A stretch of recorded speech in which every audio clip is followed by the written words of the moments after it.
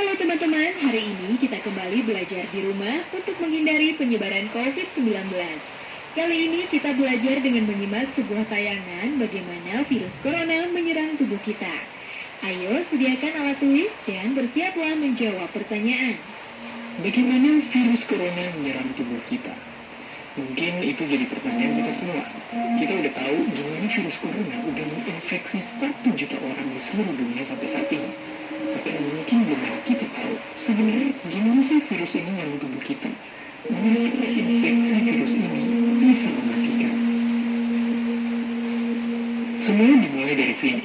Ketika virus corona masuk ke tubuh kita lewat percikan batuk atau bersin orang yang positif, baik secara langsung atau waktu kita betul-betul udah terkena percikannya dan nggak cuci tangan setelahnya.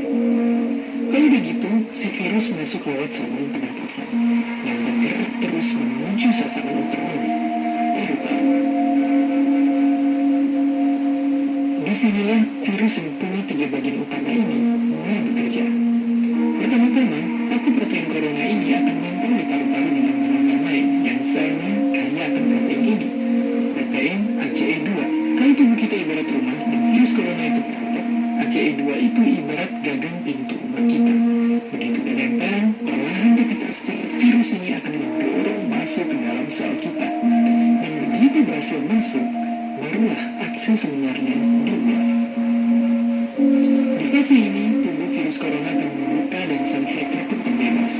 Dia akan menghack inti sel sehat untuk menipu sistem imun tubuh kita biar nggak nyerang virusnya. Dan sekaligus membuat inti sel jadi memproduksi cikal bakal virus corona baru. Sel yang udah terinfeksi dan dihack ini selanjutnya akan diprogram untuk membunuh diri dan melepaskan jutaan virus corona yang siap menginfeksi dan menghack sel-sel sehat lainnya.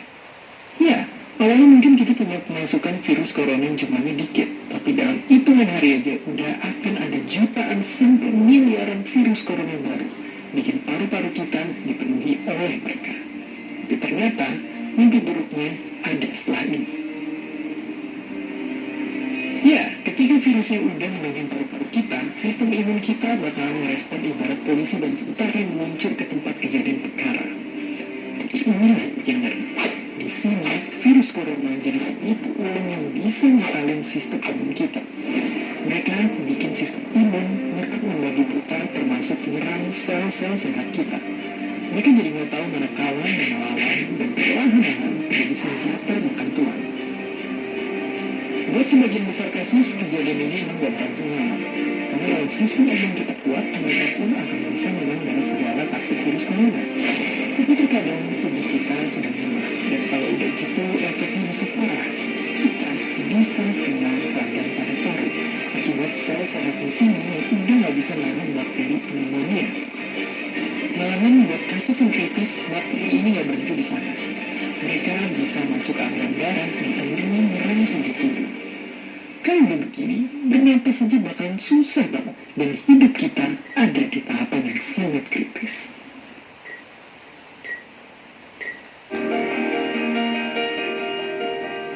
Ya, mungkin dengan fakta-fakta barusan bikin kita takut dan khawatir.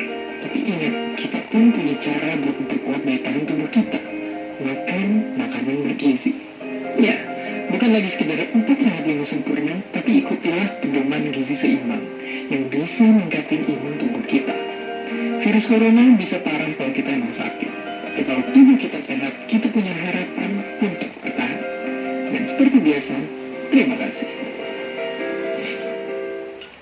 Sekarang teman-teman sudah paham ya tentang bagaimana virus corona bisa menyerang tubuh kita? Nah, kita latihan menjawab soal berikut ini ya. Bagaimanakah cara kalian meningkatkan imun tubuh agar tetap sehat dan terbebas dari virus corona?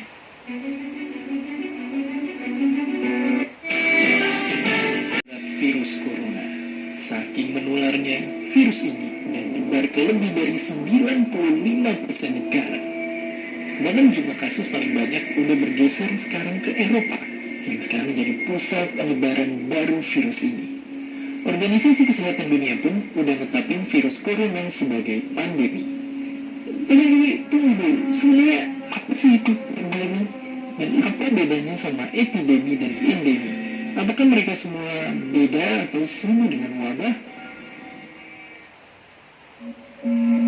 Jawabannya, mereka itu ternyata adalah 4 tingkatan yang berbeda.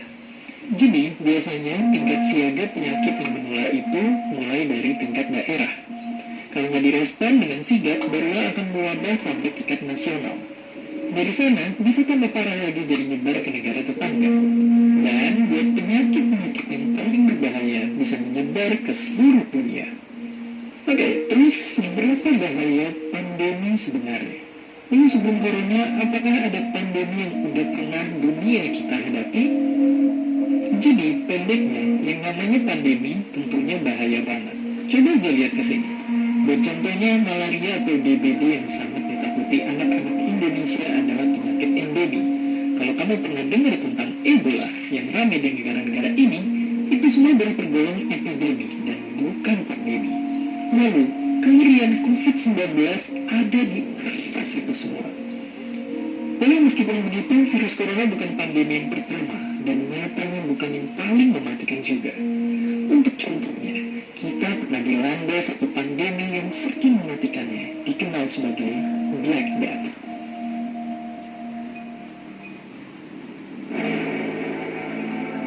Jadi ceritanya dulu di abad 14, selama bertahun-tahun umat manusia diserang oleh penyakit yang menyebar dari kutu dan tikus. Korban-korban yang berjatuhan tubuhnya berwarna hitam akibat infeksi bakteri. Mereka menyerang kulit dan paru-paru kita yang menimbulkan demam, sakit kepala, infeksi paru-paru sampai akhirnya ratusan juta korban meninggal.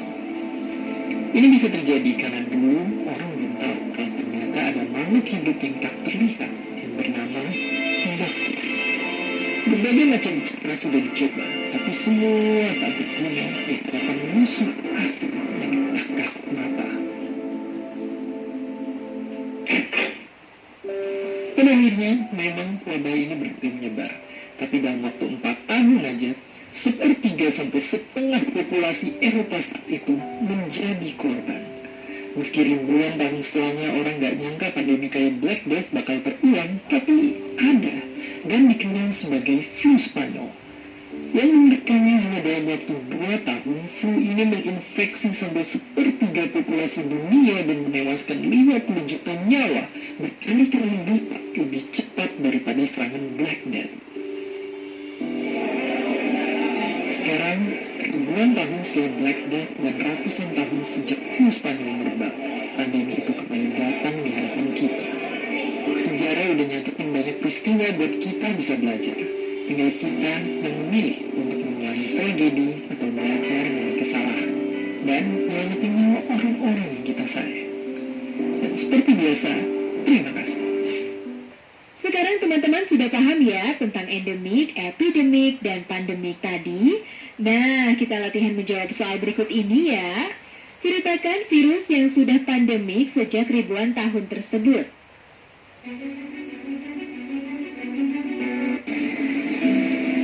Tapi sekalinya bikin ulah satu dunia yang kerepotan. Mereka adalah virus dan bakteri. Organisme yang paling suka disalahin kalau ada orang yang sakit. Jadi sebenarnya, seperti yang sering kalian tanyakan ini, apa sih bedanya mereka dan manakah yang lebih mematikan? Simpelnya banget, kalian mesti tahu dulu kalau dua-duanya itu bisa mematikan.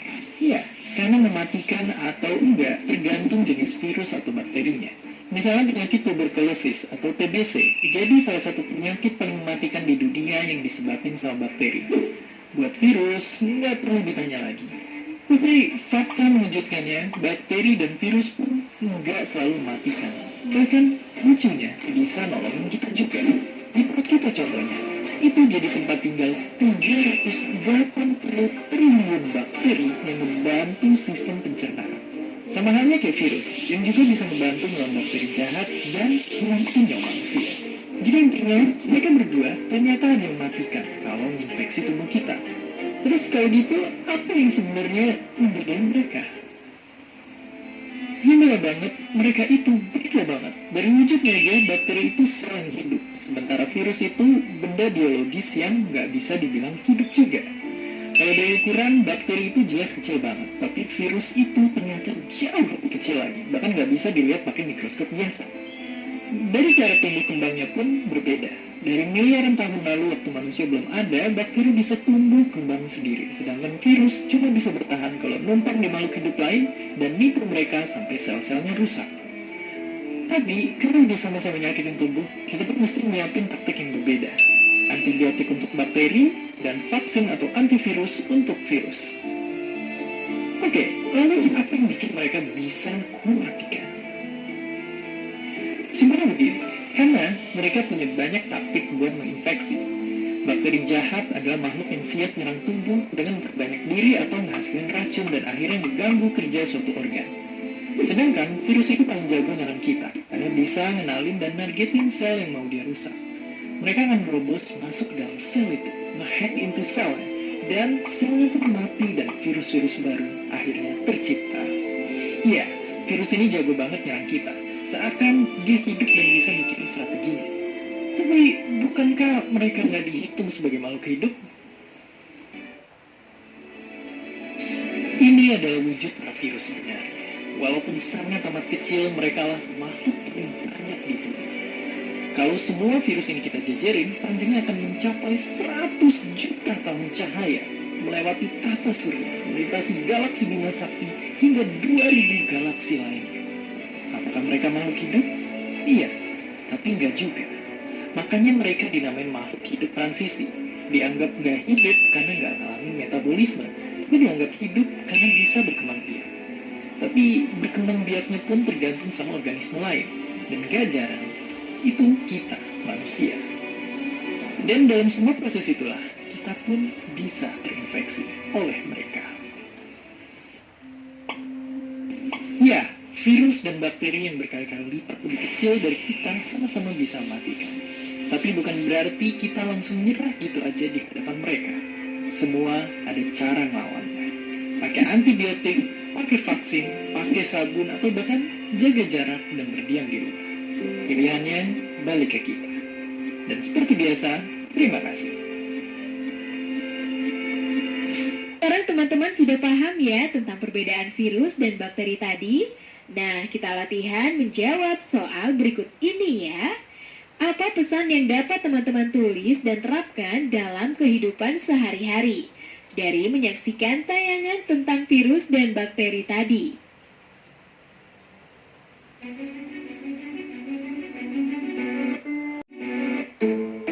Kalau kita ingat masa kecil, hidup rasanya enak banget. Setiap sore kita bisa main sama teman-teman di lapangan yang luas, ngejar layangan berlarian tanpa beban. Tapi kalau nggak hati-hati, kita bisa jatuh dan terluka. Dan kalau main parah, mau nggak mau kita pun harus ke dokter untuk bisa diobati. Dan kalau kita lihat, klinik itu isinya nggak cuma anak kecil yang buka aja. Kakek-kakek yang udah tua juga kalau sakit harus pergi ke sana. Ini karena di semua klinik dan semua rumah sakit ada banyak dokter yang siap mengobati kita dari segala macam penyakit. Mereka semua berbekal ilmu yang sama. Tapi mungkin yang jarang kita tahu, ilmu yang satu ini nggak cuma mengobati, tapi juga berusaha mencegah semua penyakit dari menyerang hidup kita. Dan berusaha memahami dan mencari agar kita bisa hidup bahkan sampai 1000 tahun lagi. Inilah dia, ilmu kesehatan.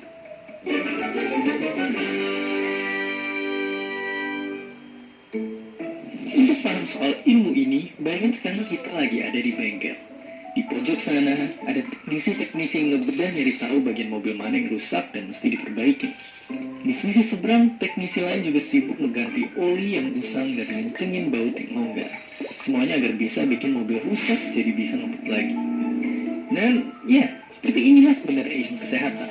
Sebuah ilmu yang pelajari gimana caranya agar tubuh manusia yang rusak bisa berfungsi lagi. Itulah yang awalnya jadi cerita tentang gimana ilmu kesehatan muncul dan berkembang. Tapi tentu tantangan sebenarnya nggak berhenti di sana. Tujuan utamanya bukan cuma bikin mobil rusak bisa jalan lagi, tapi lebih jauh dari itu. Gimana caranya kita bisa tahu apa yang bikin mobilnya rusak, biar nantinya kita bisa mencegahnya biar nggak rusak lagi, sampai akhirnya bisa mengaspal di jalanan sampai waktu yang lama. Dan ini bisa kita lakuin dengan memperluas pandangan kita, ngamatin semua mobil yang ada di jalanan untuk tahu apa-apa aja yang bisa jadi penyebab mobil itu rusak. Itu yang kemudian dipelajari dan dicari tahu cara mencegahnya. Jadi ya, kalau dulu kita sebatas cuma ngobatin orang sakit, sekarang ilmu kesehatan udah jauh berkembang. sekarang kita pakai ilmu ini biar bisa nyegah orang biar nggak sakit sama sekali. Meskipun sekarang masalah kesehatan belum sepenuhnya terselesaikan, kita mesti tahu kalau untuk sampai ke sini, jalan yang kita lalui udah panjang banget. Dan inilah kisahnya. Sejak dulu kala, ilmu kesehatan udah ngebantu kita bertahan hidup. Dan sebenarnya ilmu ini adalah perkembangan dari ilmu lain yang udah pernah kita bahas sebelumnya, biologi. Itulah mengapa sejarah mereka pun nggak jauh beda. Dari video biologi kemarin, kita udah tahu kalau dokter-dokter pertama muncul di Mesopotamia dan Mesir. Mereka melakukan operasi-operasi sederhana dengan obat-obatan sederhana. Dan begitu peradaban terus bergerak sampai ke Yunani kuno, di sanalah pria bernama Hippocrates menyadari kalau penyakit itu terjadi secara alami. Dan dengan gak lagi ngeliat kesehatan dari sisi gaib, ilmu medis jadi bisa terus berkembang. Tapi kemudian 1000 tahun lalu, muncullah tokoh yang mengubah wajah ilmu kesehatan. Ialah bapak kedokteran modern yang dihormati seluruh dunia, Ibnu Sina. Naskah medis yang ditulisnya masih dijadikan rujukan banyak sekolah di Eropa sampai ke abad 17.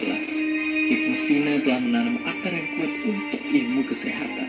Dari sanalah cabang-cabang ilmu kesehatan terus tumbuh dan berkembang dengan sangat besar. Lalu kalau kita lihat sekitar 100 tahun terakhir aja, hasil berkembangnya ilmu kesehatan bisa jelas kelihatan.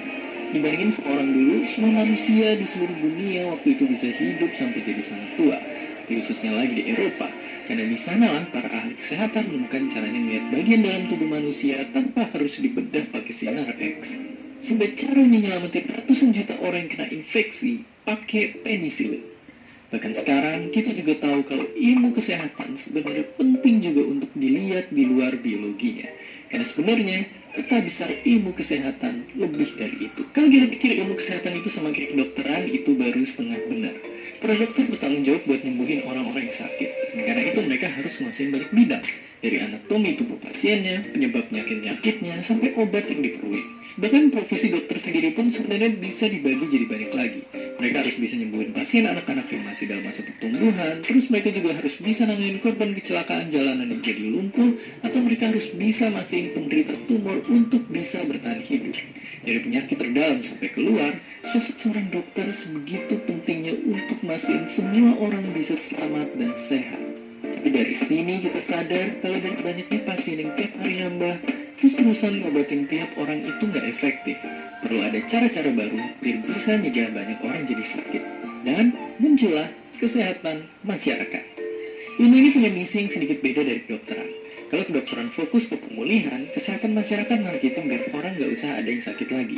Para ahli kesehatan masyarakat tersebar di sekeliling kita. Mereka ada di dalam lingkup pertambangan, memastikan semua pekerja aman dari kecelakaan. Mereka juga ada di laboratorium, mengambil sampel-sampel dari suatu lokasi untuk ngecek kontaminasi di sana, untuk bisa tahu misalnya apakah air ini beracun atau enggak, dan kalau iya dari manakah penyebabnya.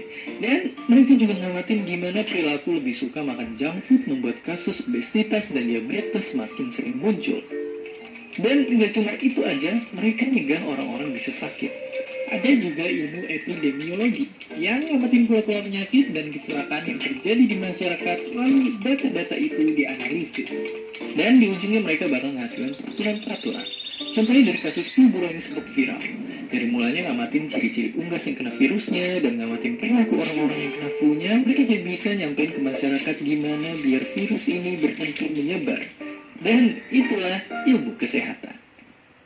Kalau dilihat secara garis besar, tingkat kesehatan di negara kita masih buruk kalau dibandingi negara-negara maju. Itulah juga lagi diperjuangin sama Pak Sudirman Nasir, ilmuwan Indonesia yang mendalami ilmu kesehatan sejak perkuliahan. Ia mengambil jurusan kedokteran dan belajar di bawah bimbingan banyak dosen yang pernah berkelana ke negara-negara lain. Mereka semua punya satu pesan untuk Pak Sudirman yang waktu itu remaja. Satu pesan yang sama. Sejumlah guru-guru saya itu selalu menasihati untuk membaca sebanyak mungkin dan kemudian jangan takut untuk mencoba mengembangkan minat tertentu. Saya makin lama makin tertarik pada aspek sosial kesehatan. Misalnya tadi itu perbedaan harapan hidup atau mengapa ada satu masyarakat yang lebih rentan dibanding masyarakat yang lain. Dan itu banyak sekali ditentukan oleh perilaku mereka sehari-hari. Bagaimana memahami perilaku berisiko itu. Pak Sudirman Nasir tidak berhenti belajar di sana. Mendalami ilmu kesehatan telah membawanya dari Makassar sampai ke Australia. Hingga sekarang, sebagai dosen dan peneliti di bidang kesehatan, tulisan-tulisannya telah dijadikan acuan oleh ratusan peneliti. Sudirman Nasir menekankan bahwa Indonesia masih perlu banyak tenaga kesehatan. Dan tentu yang ia maksud bukan hanya dokter saja. Mungkin kalau kita masih menganggap ilmu kesehatan itu hanya kedokteran, itu salah satu mitos. Kesehatan itu terlalu luas. Kedokteran hanya salah satu unsurnya saja. Dan ilmu kesehatan itu luas, hampir semua bidang ilmu pengetahuan, cabang-cabang ilmu pengetahuan, mata pelajaran bisa masuk dalam ilmu kesehatan. Makanya mungkin mitos bahwa kalau mau masuk fakultas kedokteran belajar biologi dan kimia aja, itu salah satu mitos yang menyesatkan. Seakan-akan ilmu kedokteran atau ilmu kesehatan itu hanya dibangun oleh dua bidang pelajaran ini. Saya sudah katakan tadi, ternyata ilmu kesehatan itu juga terkait dengan gaya hidup. Untuk memahami gaya hidup itu kita butuh ilmu-ilmu seperti psikologi, kita butuh ilmu-ilmu seperti sosiologi, kita butuh ilmu seperti antropologi. Sekarang kita jadi tahu kalau luka anak kecil yang jatuh ketika berlari ataupun penyakit kakek-kakek yang udah tua sebenarnya mungkin bisa dicegah. Dan untuk melakukannya kita mesti mendalami ilmu kesehatan dari berbagai macam kacamata. Karena seperti kata Pak Sudirman Nasir tadi, ilmu-ilmu sosial juga bantu menyempurnakan kesehatan masyarakat. Ini juga jadi pegangan buat kita dalam belajar di sekolah. Jangan sampai ketika kita lagi belajar sesuatu, kita terlalu milih-milih mana bidang kita suka dan mana yang kita benci. Karena mungkin bidang-bidang itu pun akan sama pentingnya untuk dikuasai. Dan pada akhirnya, cita-cita ilmu kesehatan itu cuma satu. Gimana caranya kita nggak menderita karena sakit, dan bahkan gimana caranya biar bisa hidup selama mungkin. Karena dengan begitu, kualitas hidup kita pun akan meningkat, dan kemajuan peradaban pun akan terus bergerak. Sekarang teman-teman sudah paham ya tentang kisah Pak Sudirman tadi? Nah, kita latihan menjawab soal berikut ini ya. Mengapa Pak Sudirman mengatakan bahwa pernyataan ilmu kesehatan hanyalah kedokteran? Dan jika mau masuk fakultas kedokteran, belajar biologi dan kimia saja hanyalah mitos? Oh iya, jangan lupa untuk tetap belajar di rumah ya, dan jaga kesehatan dengan rajin mencuci tangan serta makan makanan yang bergizi.